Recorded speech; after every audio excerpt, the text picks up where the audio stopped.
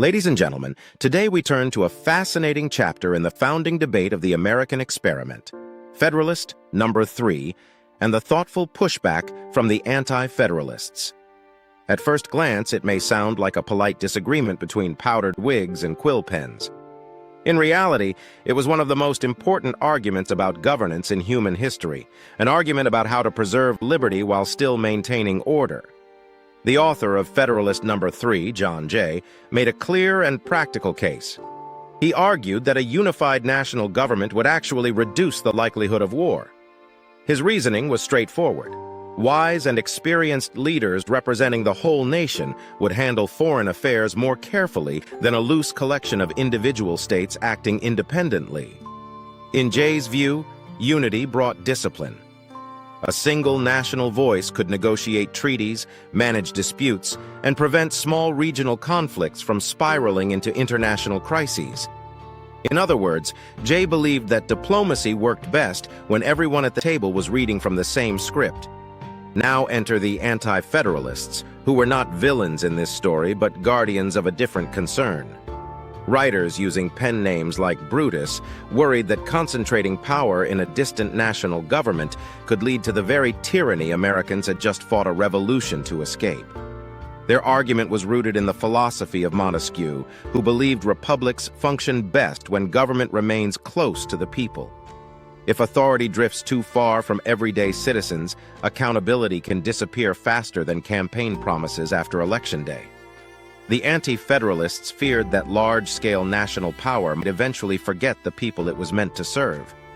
And honestly, considering they had just finished arguing with King George III, their skepticism was not exactly irrational.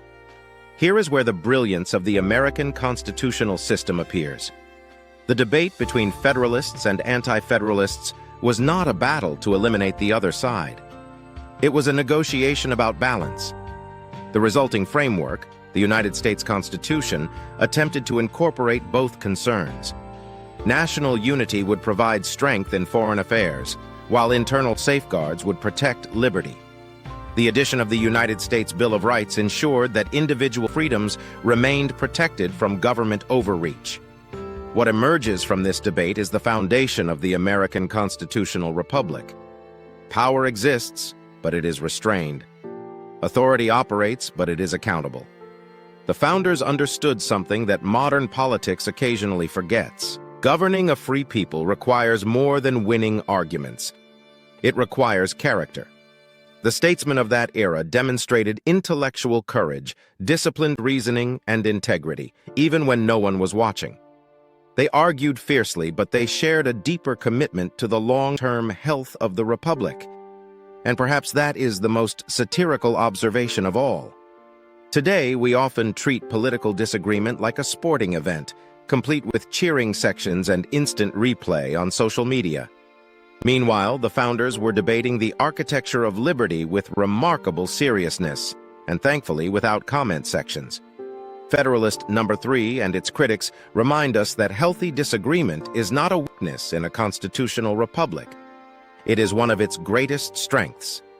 When astute minds argue with honor, when leaders act with integrity beyond the spotlight, and when statesmen place principle above personal ambition, the republic does exactly what it was designed to do: endure.